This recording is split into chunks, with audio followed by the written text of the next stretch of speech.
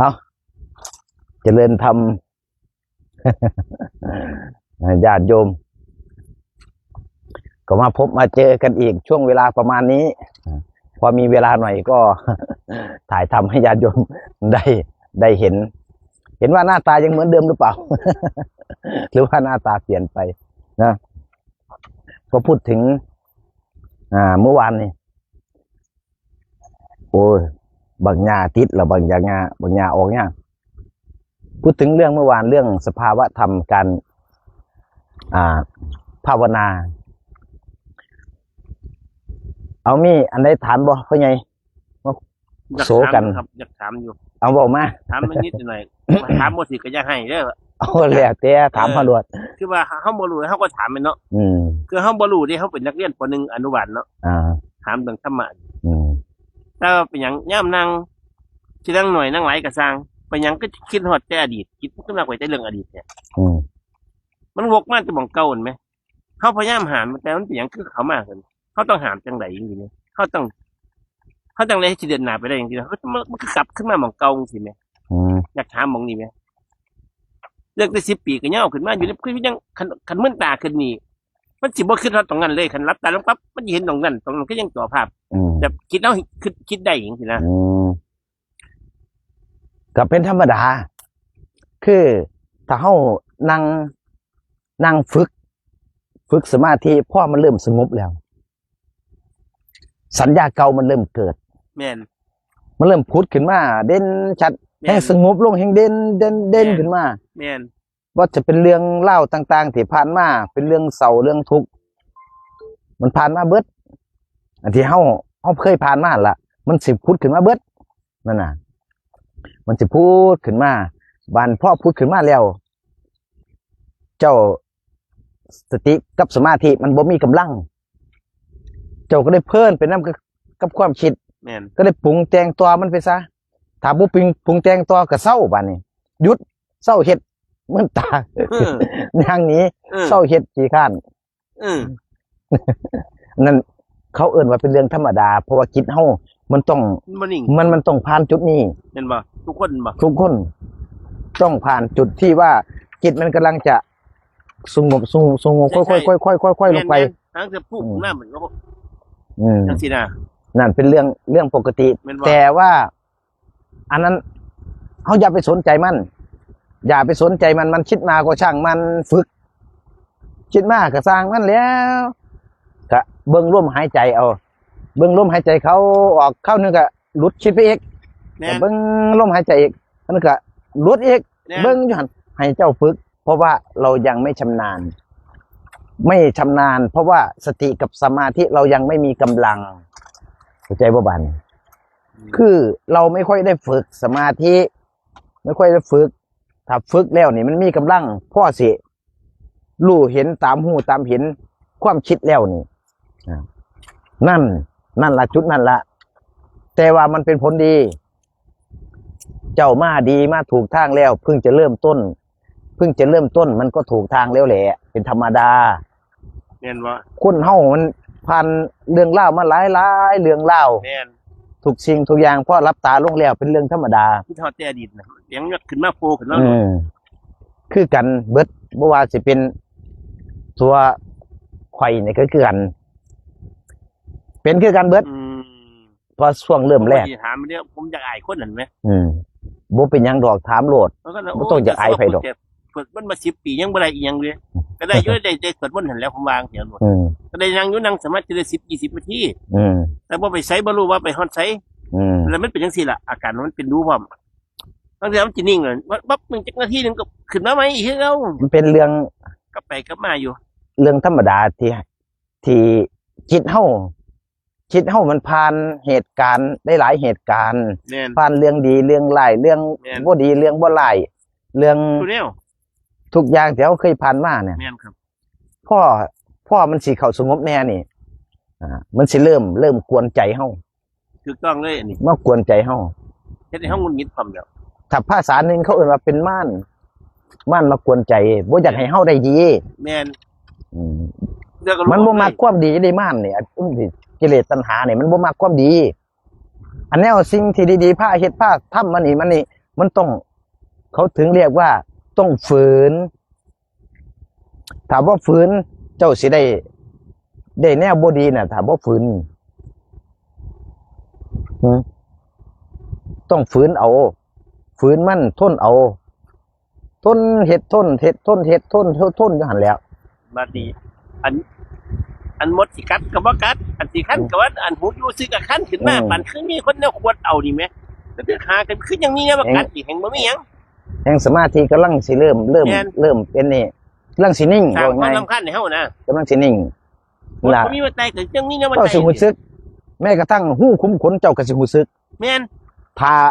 นิ่งเข้าไปแบบจิตมันนิ่งปุ๊บลูกคุ้มขนนี่หูซึกเลยว่ามีเอียงซอกไส้เนี่ยมีเอียงไตเนี่ยมีเอียงนางเนี่ยเห็นแล้วตอนนั้นน่ะถึงแล้วมาถึกเราลาเฮ็ดไปอีกเก่าได้บัดนี้เริ่มไม่อีกบัดนี้แต่ก็สร้างมันอย่าไปหัวซ่ามันเก่าถ้ามันเศร้าก็เก่าให้มันเศร้าเฮ็ดเริ่มจนชินเหลือมันก็ชินเองแต่ว่ามาถึกแล้วแหละบ่ทันได้ไปฮอดไสดอกผิดแต่ว่าบ่ทันนิ่งซื่อต้องการนะอยากให้จิตเฮานิ่งซื่อนะอยากให้เฮานิ่งให้มันสงบนิ่งให้มันได้ก่อนนั้นทีนะบ่หวังเอียงดอกแค่ว่าให้เจ้าของจิตนิ่งสงบนิ่งพอเย็นลงใจก็เย็นลงมันก็ค่อยไปอย่างนี้นะก็หมายของผมอันนี้เป็นเรื่องธรรมดามาถึงทางแล้วล่ะบ่ต้องไปซีเรียสมันบ่ต้องไปคิดกับมันอีกนั่งเฮ็ดเป็นนั่นแหละโอ้มาถูกทางหรือตัวไหนโอ้มันเป็นจังซี่ตัวนี้โอ้เบิ่งมันกันนะมันสิไปพากูไปฮอดไสว่ามันสิพาไปฮอดไสว่าฮอดดาวอังคารอยู่บ่ว่านอกโลกอยู่บ่ว่าให้มันเบิ่งมันนั่นคือมันสิไปขย่านนี่จันว่าขึ้นมาบ่ได้เฮ้ยความคิดปรุงแต่งซ้อนปรุงแต่งเข้าใจบ่บัดนี้ยันอยู่ผู้เดียวนั่งไปแล้วปรุงแต่งซ้อนปรุงแต่งจักสิพาบ่ได้จะเก็บไว้เลือดตกใจอยู่ของผู้เดียวมึงสิไปใส่กับนางอยู่หม่องเก่าตัวมึงตาขึ้นมาแม่มันสิไปใส่มันสิหัวปิดอยู่บ่คิดย่านผมน่ะคิดย่านก็สิบ่กล้าไปบ่ต้องไปย่านมันแสดงว่าจิตเฮายังบ่ทันได้นิ่งให้นั่งอยู่ผู้เดียวเนาะแล้วเฮาก็บอกยังไงคือว่าทึ่งย่านทึ่งจิตบ่นิ่ง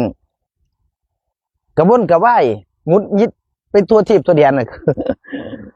ฝึกไปเรื่อยๆมาถึงข้างแล้วล่ะฝึกไปเรื่อยๆเป็นเรื่องธรรมดาเป็นเรื่องธรรมดาของคนที่กำลังเริ่มฝึกใหม่ความคิดมันจะผุดขึ้นมาความคิดมันจะผุดขึ้นมาทำให้เรารำคาญจิตรำคาญใจทำให้เราเบื่อที่จะฝึกสมาธิต่อไปทำให้เราขี้เกียจเราก็เลยรำคาญเพราะว่าทุกคนส่วนมากจะติดตรงนี้หลายคนติดตรงนี้หมดพื้นฐานมันบ่พื้นฐานมันที่พ่อตรงนี้ทุกคนเลยเจอหมดทุกคนที่ผ่านนั้นนี่ได้ว่าความคิดมันจะเด่นชัดขึ้นมามันจะเด่นชัดขึ้นมาหมดเรื่องที่มันเน่าๆเหรอไม่เห็นขึ้นมาเลยเจอกันหมดแต่ช่วงระหว่างนี้แหละคือช่วงวัดใจนะ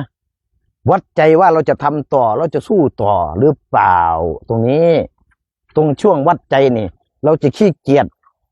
หรือว่าเราจะเดินหน้าต่อหรือว่าเราจะถอยหลังเดินหน้าอย่างเดียวผมนี่ตรงนี้แหละมันจะวัดกันตรงนี้จะได้หน่อยได้แรกทางเดินหน้าอย่างเดียวไม่มีถอยวัดกันเอาว่าจิตเรานี่มันจะไฟดีหรือว่า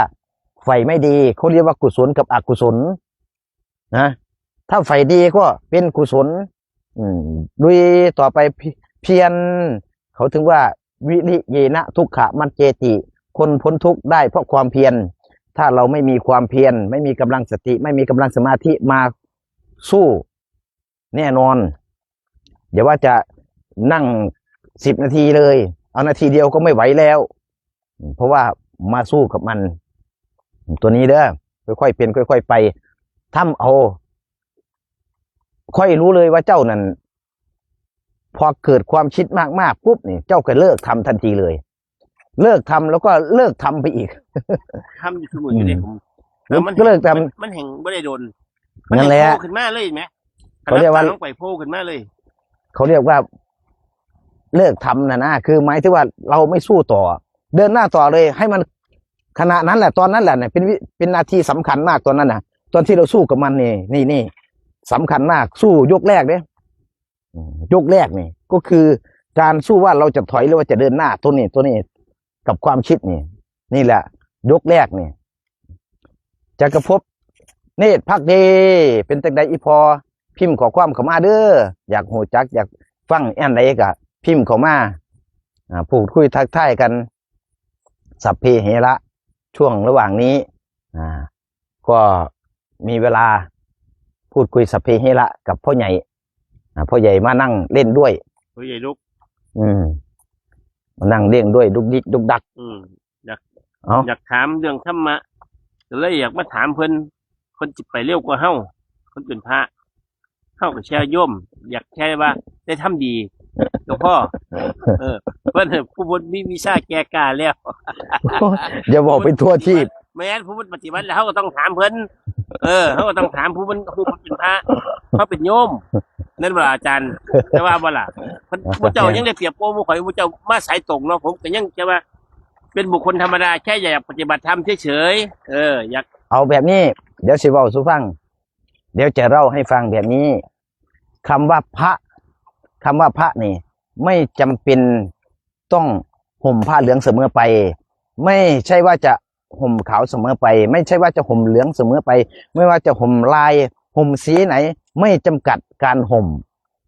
ใส่เสื้อผ้าชุดไหนการเป็นพระไม่จำกัดนะการเป็นพระนี่ขึ้นอยู่กับจิตข้างในเราฝึกฝนให้เราเป็นพระแต่ว่าฝึกที่จิตเดียไม่ใช่ว่าเจ้าจะไปบอกว่าค่อยไม่ได้เป็นพระค่อยปฏิบัติสู้พระไม่ได้จังสันทั้งสี่ไม่ใช่โยมเนี่ยเก่งกว่าพระก็มีเยอะแยะนะโยมออกมาพูดอะไรไหมพูดธรรมะทุกวันนี้เขาไปนั่งจ้องตาดูเขาเป็นถ่ายรูปคู่คุณนะโยมนะเห็นว่ามีแต่โยมมีแต่คารวะตั้งแต่เนี่ยเดี๋ยวพระยุ่ใส่แบบพระน้อยมากบันเห็นว่าอันนี้เข้าใจผิดการเป็นพระเนี่ยเข้าใจผิดเด้อให้จำไว้ว่าถ้าเราเนี่ยปฏิบัติเข้าถึงธรรมะเนี่ยจิตใจมันจะเป็นพระเองเป็นพระที่จิตมันไม่ได้เป็นพระที่ภายนอกข้างในโน่นแต่มันเป็นพระนั่นนะเข้าใจพ่อบานนี่ถ้าเราเพียรปฏิบัติภาวนาให้มันถึงแต่เราก็อาศัยครูบาอาจารย์ก่อนนั่นแหละก็ถูกแล้วต้นขันเบื้องขึ้นเนาะแต่ว่าเราจะไปเข้าใจว่าการที่เราเป็นโยมนี่เราจะเป็นพระไม่ได้ธรรมะที่เขาศึกษากันทุกวันนี้เขาศึกษาเพื่อจะเข้าถึงแก่นของธรรมะเพื่อให้ตัวเองหลุดตัวเองพ้นไอ้เรื่องพระไม่พระเนี่ยค่อยว่ากันทีหลังแต่ถ้าฝึกเข้าไปจริงๆแล้วนี่สมมติว่าเจ้าเนี่ยฝึกเข้าไปจริงๆแล้วถึงธรรมะจริงๆแล้วนี่เจ้าจะไม่อยากใส่เสื้อผ้าแบบโยมอีกเลยอยากจะมาห่มผ้าเหลืองอย่างเดียวโอ้บอกดอกเพื่อนมาจากบวชมันก็ต้องเป็นอย่างนั้นตัวถ้าเราปฏิบัติเนี่ยงั้นสมัยครั้งพุทธกาลโยมที่บรรลุธรรมส่วนมากอยู่กับโยมไม่ได้เข้าใจไหมโยมที่อยู่กับโยมไม่ได้เพราะอะไรเพราะว่าเขารู้ตัวเองดีว่าถ้าเราอยู่กับโยมส่วนโยมที่เขาไม่รู้จักธรรมะนี่มาถูกเนื้อต้องตัวเรามาตบหัวเป๊ะเราเนี่ยเขาจะบาปมันจะว่าบ้านเนี่ยเขาจะรู้ตัวเองว่าถ้าเราไปทำให้กับคนที่ใกล้ชิดเราเนี่ยเขาไม่รู้ว่าเราเป็นอะไรเนี่ยกลัวเขาจะเป็นกรรมใจมันก็เลยอยู่กับทางโลกไม่ได้มันก็เลยมาอยู่กับทางธรรมก็ต้องเปลี่ยนชุดใส่จากใส่ชุดธรรมดาก็มาใส่ชุดผ้าเหลืองเข้าใจว่าที่นี่ยังพวกเป็นฤาษีพวกเป็นยังเกียจะก่อนเดี๋ยวเขาจะมาเจอได้เขาจะลาบวชไม่ใช่ถ้าฤาษีนี่ก็อีกอย่างหนึ่งบางแม่นี่ก็จะบวชดิฤาษีนี่อีกอย่างหนึ่งฟังให้เขาเข้าใจก่อนฤาษีนี่ขึ้นอยู่กับการตั้งใจปฏิบัติครั้งแรกคำว่าฤาษีนี่เขาตั้งใจเพียรปฏิบัติเพื่อจะเอาอิทธิฤทธิปาฏิหาริย์คำว่าเอาเข้าใจไหมเอาก็คือความอยากได้อิทธิฤทธิ์อยากได้ปัญญามันก็เป็นกิเลสเป็นตัณหาเขาอยากได้สิ่งนั้นเขาถึงไปเป็นฤาษีเข้าใจบ่บ้านนี่แต่ถ้ามาบวชมาปฏิบัติเพื่ออะไรเพื่อลดเพื่อละเพื่อสละออกเพื่อจะพ้นทุกข์เพื่อจะไปไหนไปสิ่งที่ผลที่มันทุกข์หนักทุกวันนี้นี่ที่เป็นโยมเนี่ยมันทุกข์นี่มีลูกมีเมียมีครอบครัวก็เป็นทุกข์ทุกอย่างมันเป็นทุกข์หมดด้วยนี่ว่านี่ โทษเด้อปวดห้องน้ำก็ทุกข์บ่เบื่อหน่ายบ่ไม่อาบน้ำก็เป็นทุกข์ไม่แปรงฟันก็เป็นทุกข์ไม่เปลี่ยนเสื้อผ้ามันก็เป็นทุกข์ไม่มีตังค์ก็เป็นทุกข์ไม่กินข้าวก็เป็นทุกข์ลองไม่เข้าห้องน้ำสัก3 เดือนดูสิมันก็เป็นทุกข์พวกนี้มันมีแต่ความทุกข์ขี้หูขี้ตาหมดนี่ถ้ามันเต็มตัวไม่แคะออกก็เป็นทุกข์ใช่ไหมมันมีแต่ความทุกข์นี่ไม่เบื่อหน่ายมันบอกร่างกายไม่เบื่อหน่ายมันบอกทุกอย่างนี่ วัดพูดอย่างนี้ มากครับตรงนี้นะครับผมครับ ว่ายุ่นยังว่าเข้าใจอยู่โอ้ย เอาตรงไหนนึง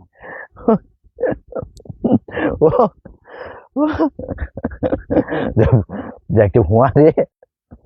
ไม่ว่า เบื่อหน่ายเขาเรียกว่าเบื่อหน่ายเกิดความเบื่อหน่ายขนาดเกิดมานี่เห็นไหมเกิดมามีครบ32ทั้งหมดทุกอย่างที่ตัวเองว่ามีครบแล้วมันก็ต้องอยากได้โน่นอยากได้นี่อยากมีโน่นอยากมีนี่อยากเป็นโน่นอยากเป็นนี่ทุกอย่างโอ้ยมันเป็นทุกข์หมดเบิ่งดีๆแล้วมีแต่ความทุกข์มันก็เลยเบื่อ อาจารย์เฮ็ดจังได๋สิ ป บ่เป็น ฏิบัติเพียรอย่างเดียว ปฏิบัตินี่ตอนที่เราจะเข้าถึงธรรมะหรือว่าเราจะรู้อะไรสักอย่างหนึ่งเนี่ยมันก็ต้องผ่านการเจรไนการตีมันก็เป็นทุกข์นั่งอยู่จะเป็นทุกข์ว่าตอนที่นั่งอยู่แล้วเห็นความคิดมันเห็นงุนหงิดวะงุนหงิดเป็นทุกข์วะ โอ้มันก็เป็นทุกข์นั่นแหละเห็นว่าทุกข์นั่นน่ะนั่นน่ะคำว่าทุกข์ของเจ้านี่เจ้าต้องตีความหมายคำว่าทุกข์เนี่ยทุกข์นี่ขนาดเห็นความคิดยังเกิดทนไม่ได้กับทุกข์เห็นไหมนั่งโดนๆไปปวดขาก็ทุกข์ย่างโดนๆไปปวดขาก็เป็นทุกข์ยืนโดนๆปวดขาก็เป็นทุกข์นอนโดนๆเจ้าร้องนอนจักเดือนหนึ่งมันดูว่าตรงจริงเนี่ยเอาไหมถ้าเจ้าว่าให้รถเนี่ยถ้าไม่ร้องไห้ให้เตะเลยไป นอนก็เป็นทุกข์เห็นไหมทุกอย่างปฏิบัติมันก็ต้องผ่านความทุกข์ทุกหมดไม่มีอะไรไม่ทุกข์แต่เราไม่เห็นเราไม่เห็น เราเป็นเพียงแต่ว่าเราคิดแต่ว่าทุกข์ของเราเนี่ยมันเป็นอย่างอื่นทุกข์ของเราคิดว่ามันไม่มีเงินมันเป็นทุกข์ทุกข์ของเราว่าอันที่มันไม่มีเงินเพียงแต่ว่ามันเป็นแค่ถูกใจกับไม่ถูกใจเราเฉยๆไอ้ที่ไม่ถูกใจเราก็ว่ามันเป็นทุกข์หมดไอ้พวกถูกใจไม่ถูกใจเป็นทุกข์เข้าใจบ่อันความหมายมันทุกข์มันลึกซึ้งกว่านั้นเมื่อความทุกข์แม้กระทั่งตัวเองเคี้ยวข้าวนี่เคี้ยวข้าวไปกัดลิ้นตัวเองนี่ก็ยังเป็นทุกข์เห็นบ่ฟันไม่ค่อยมีเอาเคี้ยวข้าวนี่เป็นทุกข์บนก็จะเคี้ยวได้หย่ำเป็นทุกข์บ่เนาะเคี้ยวไปเคี้ยวมาย่ำไปย่ำมา ย่ำก็เนาะเป็นทุกข์บ่แล้วเคี้ยวไปเคี้ยวมายังไม่พอนะมันมีไม้ไปทิ่มเหงือกเลยหรือว่ากระดูกหรือว่าก้างปลาหรือเป็นเนื้อเข้าไปในซอกฟันนี่ก็ยังเป็นทุกข์เลยกินไปกินมาเลยเผ็ดหน่อยเป็นทุกข์บ่บัดนี้ ตอนไหนแต่มันสุกวันนี้ตอนนี้คนตอนเป็นสุกตอนไหน ต้องถาม ตอนสุกถามอันนี้คุยแต่เรื่องทุกข์นี่ถามเรื่องสุกมันสุกอยู่ตรงไหนตรงที่สุกไง ตรงที่มันสุกบ่เคยเห็นมะม่วงบ่อันนั้นแม่นอยู่มันสุกมะม่วงมนุษย์โลกนี่ไหมมนุษย์โลกนี่ไหมคืออาจารย์ว่ามันเรื่องทุกข์มันว่าเรื่องสุกแบบไหนบัดเอาจะถามจะถามเจ้าก่อนแบบนี้ก่อนที่จะพูดถึงเรื่องสุขเด้อถามเจ้าก่อนแบบนี้เด้อคำว่าสุขของเจ้าเนี่ยหมายถึงอีหยังก็ได้ที่ผมเห็นแล้วมันเป็นความสุขไงพี่ยังผมไปนั่งก็เป็นความสุขถึงว่าทุกแต่มันก็เป็นความสุขความพึงพอใจของผมที่ผมเห็นนะความพอใจมันว่าจะวางไม่เห็นมันเห็นบ่คือผมไม่เห็นนี่ผมก็มีความสุขในใจผมอยากเห็นเอาสิเขาตั้งใจจะมาซอยจริงๆตั้งใจยังไม่เห็นจังซี่เอาจังสิคำว่าความสุขของเจ้านี่เมื่อกี้นี่เจ้าว่าความพอใจของเจ้าพอใจเขาเกลียดหน้าความพอใจความพอใจของเจ้านี่เจ้าว่ามีความสุขเดียวอันนั้นมันเป็นทั้งโลกไงมันเป็นกำกวมมันกว้างแต่ที่จริงนี่ความสุขของเจ้าอีหลีนี่มันบ่มีมันเพียงแค่ว่าความทุกข์มันดับไปเข้าใจบ่บานนี่ความพอใจน่ะมันเด่นขึ้นมาความพอใจนั่นมันก็เป็นสุขตัวนั้นสุขทั้งโลกเนาะเจ้าก็เลยคิดไปเองแล้วเจ้าก็เลยคิดว่านั่นคือความสุขของเจ้าแม่นบ่ล่ะแม่นแต่ที่จริงความสุขนี่มันบ่มีเพราะว่าคันจะความสุขมันบ่มีแต่ความสุขกับบ่มีคือกัน ความสุขมันบ่มี แล้วความทุกข์ก็บ่มีคันสิว่าจังซั่นคันสิคิดว่ามันหายไปแหม เบิ่งข่อยสิเว้าสู่ฟังบาดนี้เป็นหยังคือว่าความสุขมันบ่มี เดี๋ยวเอาฟังเด้อพี่น้อง เพราะว่า สุขกับทุกข์ ทุกข์นี่ ทุกข์เห็นว่า ครับ ทุกข์ทางโลกนี่ ครับ คือการเฮ็ดเวียกโดนๆของเจ้าเห็นว่าเฮ็ดเวียกนานๆเฮ็ดโน่นเฮ็ดนี่เมื่อยโอ้ยทุกข์เด้บ่มีเงินทุกข์เด้เป็นว่าความทุกข์ของเจ้า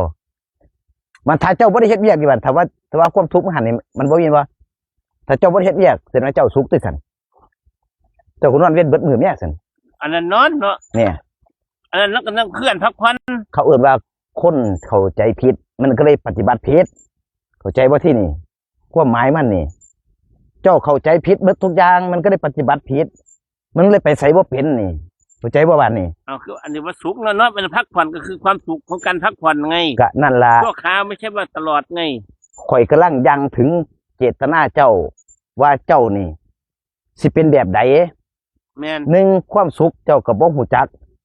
เจ้าก็แปลไปอย่างอื่น ทุกข์เจ้าก็บ่ฮู้จัก เจ้าก็แปลไปอย่างอื่น ปฏิบัติเจ้าก็สิแปลไปอย่างอื่นคือกันบัดนี้เจ้าก็ได้ไปไสบ่ได้บัดนี้ เอาให้มันตรงๆบัดนี้เข้าใจบ่ที่ข่อยว่าความสุขเจ้าบ่มีก็เพราะว่า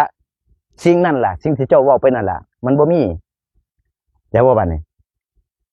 ความสุขของเอาของเด็กน้อยเนี่ยเอาสมมติความสุขของเด็กน้อยนะอยากได้ของเด่นนะวะ แม่น พอได้ของเด็กโอ้ยมีความสุขหลายเลยว่ะ แม่น บอกความสุขของวัยรุ่นไปจีบสาวโอ้จีบสาวได้ไปใกล้ผู้สาวหรือมีความสุขหลายว่ะ แม่นแม่น เห็นปะถ้าความสุขของไว้ทำงานว่าตราการในงานดีๆเงินเดือนสูงๆเห็นว่ายศถาบรรดาศักดิ์ปั๊บขึ้นมา ทั้งโลก เห็นว่า ทุกทั้งโลก ความสุขว่าเจ้าบ้านบัดนี้ แม่น ก็นั่นแหละกระทั่งเดียวกับเจ้าว่านั่นแหละ ความพึงพอใจเด้ อันนั้นเจ้าว่านั่นคือมันทางโลกนั่นแหละอันที่ข่อยก็ได้สิเรียบเรียงให้เจ้าฟังเนี่ยเรียบเรียงว่าเจ้าผิดทางใดนี่เนี่ยเข้าใจบ่ความผิดนี่คือเจ้าปฏิบัติผิดแบบใดมันผิดมาตั้งแต่ต้นบานความสุขของผู้เฒ่าผู้แก่ได้บานเนาะ พอพันหอดพุ่นเนาะ ความสุขของผู้เฒ่าผู้แก่ก็คือการ เที่ยวหมากกันแล้ว การได้อยู่กับลูกกับหลาน เอาลูก อยู่กับเด็กน้อย เป็นตาหักแต่น้อบักคำน้อย เขาเที่ยวหมากกันแล้วทั้งตานั่งคุยกันกับผู้เฒ่าเนาะ นั่นอันนี้คำว่าพึ่งพอใจทางโลกของเจ้าเข้าใจ แม่นครับ ถือว่าบ้านนี่ เราต้องพึงพอใจในสิ่งเราทำ ถือว่าบ้านนี่ ชื่อครับ บ้านนี้ถ้าเจ้าจะเอาดีทางธรรมะบ้านนี้บ้านนี้ความสุขสิ่งที่เจ้ามีมันหันมันบ่มี ทางไหนไม่สิมีบัดนี้ มันก็มีคือเจ้าต้องเห็นทุกข์เด่นชัดก่อนปฏิบัติให้มันเข้าถึงธรรมะในตัวตนเจ้าของเราตัวของบ่มีตัวตนพุ่นน่ะเข้าใจว่าบ้านนี้ ผมไม่มีตัวตน จนบ่มีทุกข์แล้วก็บ่มีสุขพุ่นเข้าใจว่าบ้านนี้ ให้จะในประเทศได้พุ่น นั่นก็ยังว่าปฏิบัติให้มันถือถ้าเข้าใจก็ยังเข้าใจผิดแล้ว ปฏิบัติมันก็สิผิดตัวซั่นต้องเข้าใจให้มันถือก่อนเด้ ไม่เอาสุขแล้วไม่เอาทุกข์ ปฏิบัติเพื่อหยังซั่นน่ะ กับแมนยูกับแมนยู อัน ไม่ ที่ เอาทุกข์ไม่เอาสุขเช่าเฉาหยังบัดนี้พระสิได้เอาหยังบัดนี้ ก็นั่นล่ะเจ้าเขาผิดใจผิดเนี่ย บ่แม่นผมถามแต่ว่าถ้าเฮาบ่เอาทุกข์นี่เฮาก็บ่เอาทุกข์เฮาก็บ่เอา ถือเจ้าถามน่ะค่อยก็ตอบนี่เด้ว่าเจ้าเข้าใจผิดนั่นน่ะคำว่าเอานี่ผิดแต่ต้นแล้วบ่เอานั่นบ่เอานี่มันก็เป็นตัณหาคือเก่าไม่อยากได้ไม่อยากมีไม่อยากเป็นเขาตัณหาอีกคือเก่าเห็นบ่นั่นผิดเต็มอีกคือเก่าตัวปฏิบัตินั่นน่ะไม่ใช่เอาสุขไม่เอาทุกข์ไม่เอาสุขปฏิบัติเพื่อลดเพื่อละปฏิบัติเพื่อเห็นเจ้าของคนอันดับแรกเริ่มต้นไม่ก่อนเห็นเจ้าของให้หูจักเจ้าของคนว่าเจ้าของเป็นอีหยังนี่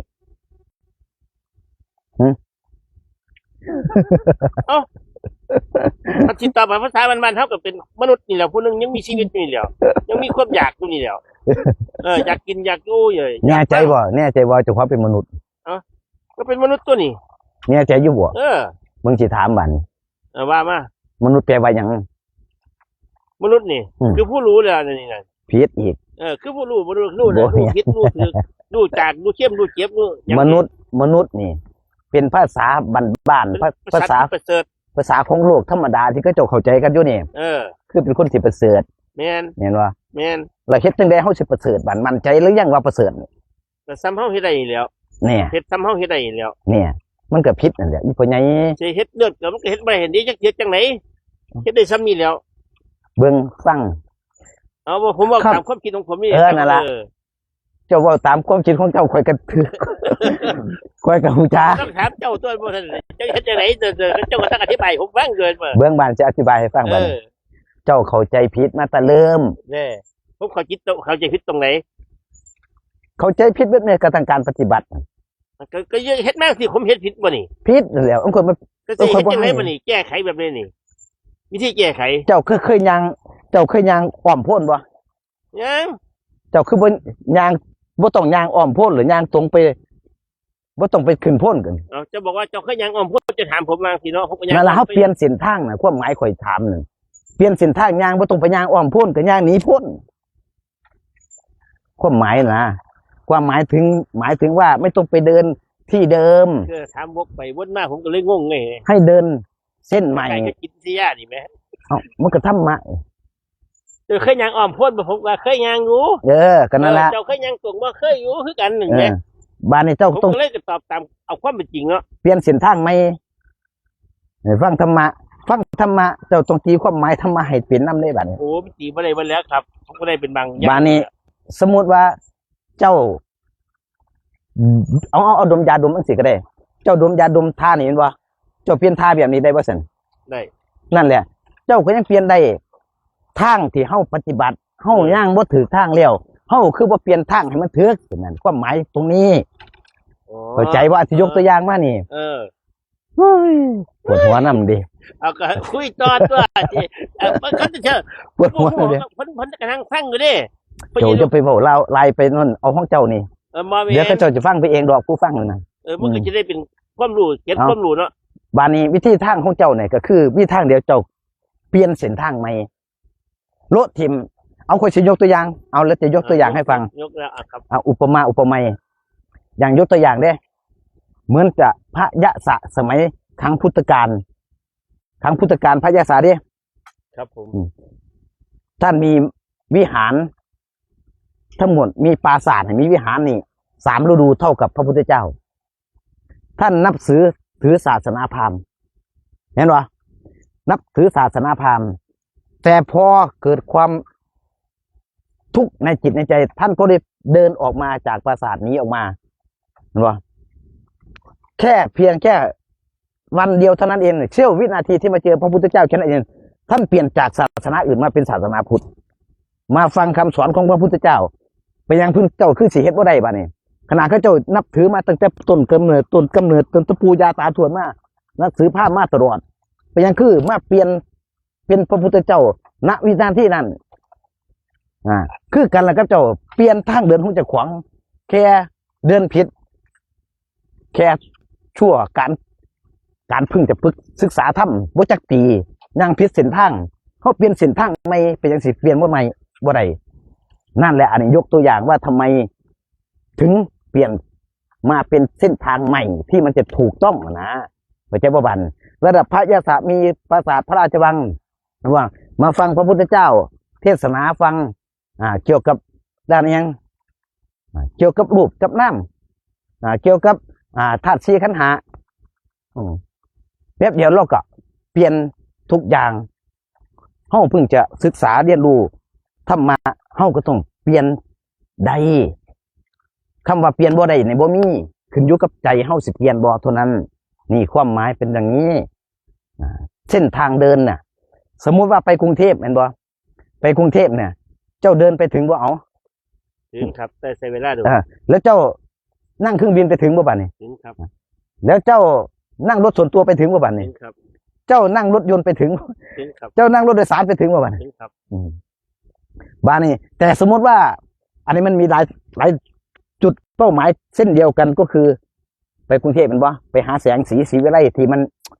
เลิศหรูอลังการเป็นบ่แต่เผอิญบางคนอยากจะไปกรุงเทพแต่นั่งรถไปลงใต้เลยมันจะฮอดกรุงเทพบ่บัดนี้มาฮอดแล้วนานเห็นว่าล่ะคือกัน เหมือนกัน ถ้าเราเปลี่ยนเส้นทางแค่นั้นเองให้มันถูกต้อง มันก็ไปโลด เจ้าสิไปแบบใดก็แล้วแต่เจ้าขอให้เปลี่ยนเส้นทางให้มันถูกต้อง จะไปแบบเดินไปก็ได้